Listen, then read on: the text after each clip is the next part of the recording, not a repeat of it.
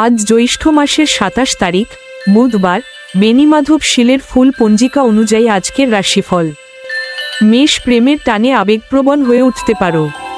বৃষ, আগুন বা বৈদ্যুতিক বিপদ থেকে সাবধান থাকতে হবে। মিথুন, পরিবারের কারো সঙ্গে মতবিরোধ বাড়তে পারে। কর্কট, অসাবধানতায় শরীরে আঘাত লাগতে পারে। সিংহ, সম্মান ও মর্যাদা বাড়বে, গর্বিত হবে। কন্যা, ভাই বা বোনের সঙ্গে মনোমালিন্য হতে পারে।